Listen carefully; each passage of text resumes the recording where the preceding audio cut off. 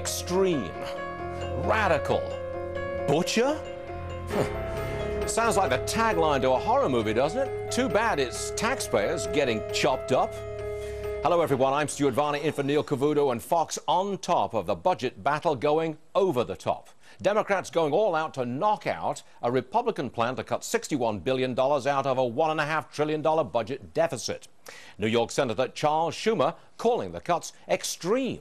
The New York Times calling the cuts radical. Silly me. The $1.5 trillion is the number that really strikes me as radical. To Charles Payne, Jerry Willis, Adam Lashinsky, and Tom Belesis. First of all, to you, Charles, what do you say? Radical, yeah, 1.5 trillion, that's a radical number. 14 trillion, that's a radical number too. How about 45 million people on food stamps? That's pretty radical. You know, Stu, this is the real deal. What would be radical is a politician standing up and having the guts to say, we've got to reel this stuff back in. Not attacking wealth creators while the masses go begging. That's what's radical, and I don't understand why everyone doesn't see that at this point. You know, Charles, for a second I thought you were going to say drill, baby, drill right there, but hey, we'll leave that till later. Jerry Willis, what do you say? I say, hey, you know, the government is borrowing 40 cents of every dollar it spends. I say that's radical. That's crazy. This country has a spending problem, not a taxation problem. 43% of all of our revenues are actually going to these entitlement programs. By 2035, Stuart, 2035, all of our revenues will be sucked up by these entitlement programs and debt payments. All right, Tom Belesis, back to the basic question. $61 billion worth of cuts. Is that extreme? Is that radical, Tom? You know, Stuart, I agree with Jerry. I mean, talk about extreme. I mean, this is just pure hypocrisy from the other side. I mean, last week the president said tone down the rhetoric, yet, you know, they're creating multi-trillion-dollar deficits. They just added 200,000 federal jobs, and during a recession. I mean, it's hilarious. Adam, what do you say?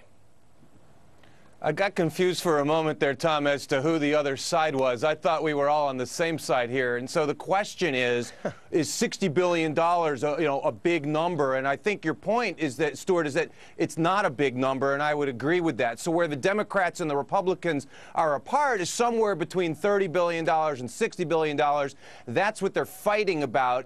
That's where the New York Times has said that the Republicans are being rigid because they're insisting on shutting down the government over this difference. If the point is, should we be paying attention to the $1 trillion to the entitlement program problems, I would say yes, absolutely. If the debate is over these tens of billions, we should get on with business and get this budget passed and get on with the next Adam, important conversation. Charles? But here's the thing, Adam. You got to crawl before you walk and walk before you run. If we can't get over these small, minute billions, how would we ever tackle the trillions, rather? I mean, it just stands to reason that this is a game that's gotten so old and the clock is ticking, and we all know, everyone on this panel knows that the clock is ticking. I don't disagree with you. Then all the more reason why there shouldn't be this confrontation over several tens of billions of dollars. And I think you'll agree with me, but the Republicans are no better than the Democrats here. I mean, the president's commission puts out some very realistic proposals on what needs to be done, and everybody on both sides of the aisle completely ignores it, and they go on with business as usual. I agree we should be talking about the entitlement programs, but we aren't. So if we're not going to talk about it, let's get this passed and move on, not shut down the government and slash programs in the process. I've got to ask you, Jerry, if you use the word radical, extreme, aren't you cutting off the debate? Because you're kind of demonizing the other side. You're cutting off the debate, and you're labeling people, saying, hey, you know, these people make no sense. They're just reacting with emotion. But it's really the Democrats who are reacting with emotion right here. Yep. Tom? I agree with Jerry. I mean, let's look at it like this. I mean, the Republicans were elected in office and won the House because they're expected to cut the pork. And that's what they're doing. And now they're getting ridiculed for it. It's just not right. And, sorry, Charles, do you think we will ever get serious and start talking about cutting hundreds of billions or even trillions, Charles? What do you think?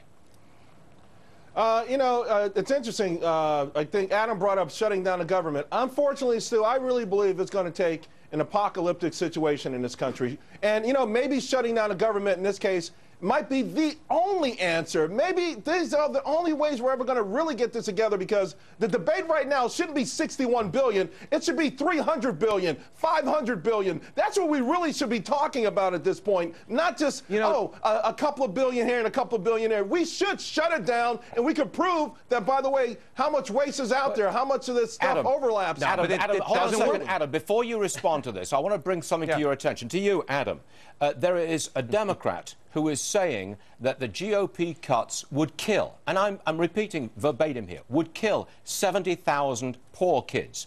I call that demonization. I call that chopping off the debate before you've even got started. Surely you wouldn't disagree.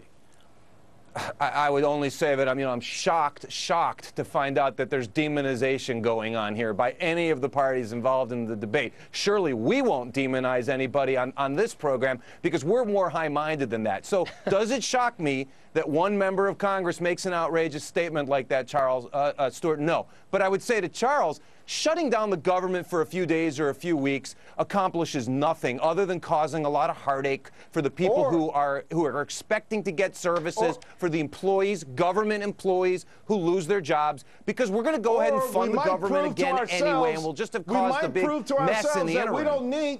That we don't need such a bloated government, that we don't need to continue to kick this can down the road. I mean, listen, we've temporarily raised the debt ceiling.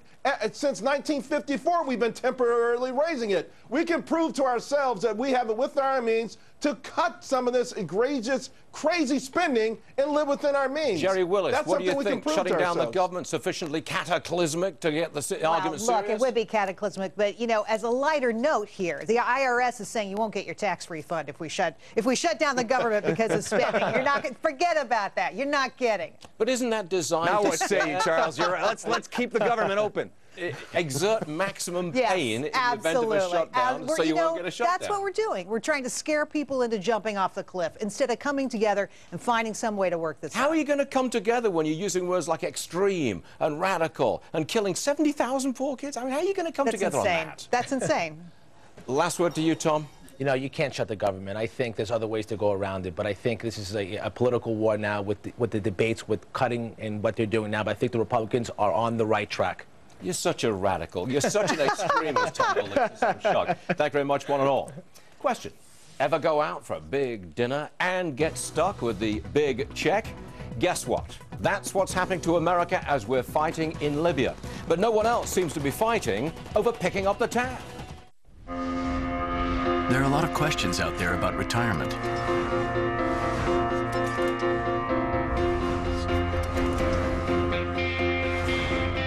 Let Fidelity help you find the answers. Our investment professionals work with you to help you make the most of your retirement and enjoy the life you've saved for. Fidelity Investments, where leading companies and millions of people go to get the real answers they need. Call today.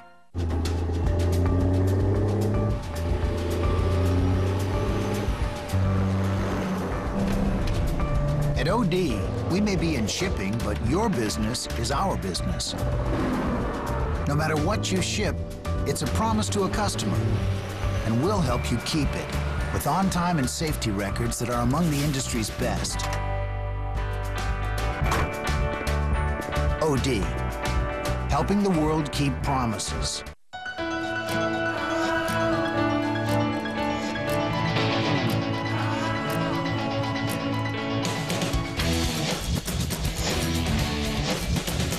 Help Brazil reduce its overall reliance on foreign imports with the launch of the country's largest petrochemical operation. When Emerson takes up the challenge, it's never been done before. It simply becomes, consider it solved. Emerson. You love your pet, but hate that awful breath. You need Plaque Attack. Plaque Attack blasts away harmful bacteria and loosens layers of plaque and tartar. Bad breath is not normal. Causes are bacteria, plaque, and oral disease that can lead to infections of the heart, kidney, and liver. Plaque Attack helps eliminate these causes. It's safe, effective, and easy to use. A professional pet dental cleaning can cost hundreds of dollars and may endanger your pet's life. Veterinarian-approved Plaque Attack can help give your dog or cat fresher breath and healthier teeth and gums easily and safely. For only $19.95, you'll get a 3-month supply. Call now and we'll double the size. You'll get a 6-month supply. But there's more. You can also receive up to $100 in Visa redemption gift cards. Wow, $100. Call now. To order Plaque Attack for $19.95, call 1-800-631-2717. Call now and you can get 4 $25 Visa gift cards. Call 1-800-631-2717 now.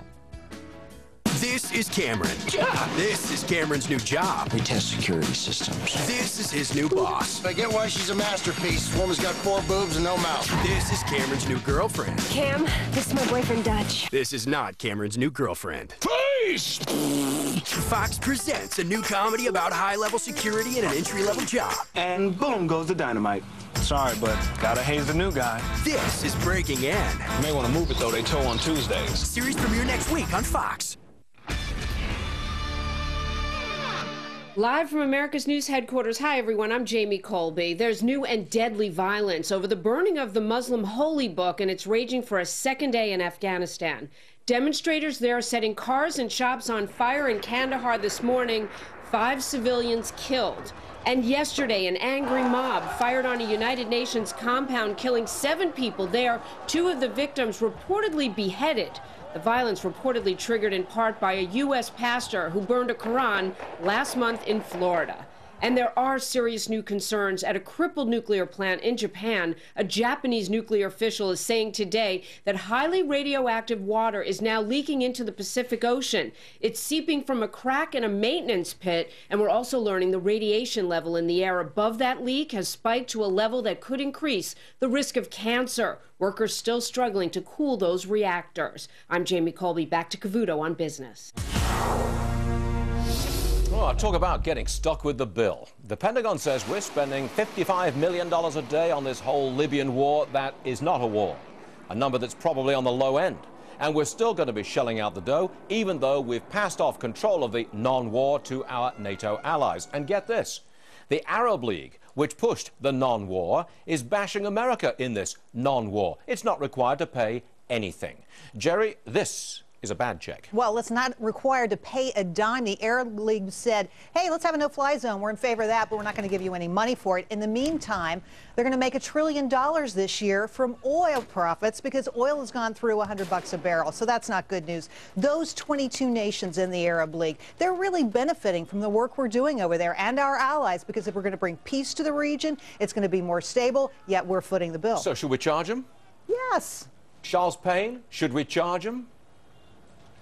Yeah, well, we should charge them, but also, you know, Italy, Greece, Italy, France. Let's be honest. I mean, they needed this more than anybody needed this. Yeah, and I don't know if we're returning a favor or what exactly is going on. By the way, this is looking already like the Bay of Pigs 2011 version, and so this $55 million number is going to go a lot higher because we're going to have to send more Tomahawks to try to turn this thing around. These rebels have no clue what they're doing, no leadership. But the whole thing is really very, very interesting. This war that's not a war, and the fact that we're once again footing the bill, and we really don't, still at this point, despite the president's address, we're still not sure why we're over there. All right, Tom, how do you feel about paying for a non-war, which we're not leading? Well, Stuart, I think we have to face reality here. I mean, this is old news, but to look at it like this, I mean, the aspect of the U.S. always carries a disproportionate burden of all defense costs. I mean, this is not the way to fight a war. If you're going to go in and take a dictator out of power, you fight to win, and you accomplish your goal. Now, you know, we should pressure other countries to pay for the bill, but that's just not going to happen. All right. Adam, how are you happy with paying for a non-war which we're not leading? Well, I think it's a little bit naive to, you know, ask the question, why do we have to pay? Tom already explained it. We have to pay because we're the United States, and that's just the way it is. Maybe one day we won't have that role in the world anymore, and it won't be a given that we're going to pay. We step up for 2 reasons. We step up for humanitarian reasons and because we're doing this in self-interest. We do everything that we do in self-interest, and there's nothing wrong with that. But the fact is that the world's leading superpower pays. I don't like it. You don't like it. We don't have to like it. But if we want to do it, then we pay for it. Jerry, I put it to you. We are broke. I mean, Adam's right. We're the only world superpower. We're the only ones who can actually do this. But we are broke. Okay, so let's look at that. We're broke, right? Yet who is footing the bill for NATO? Okay, NATO, 22% of its budget comes from us, 14%, 15% from Western countries. We are still footing the bill for all of this, despite the fact that we're having major financial problems. So if we've got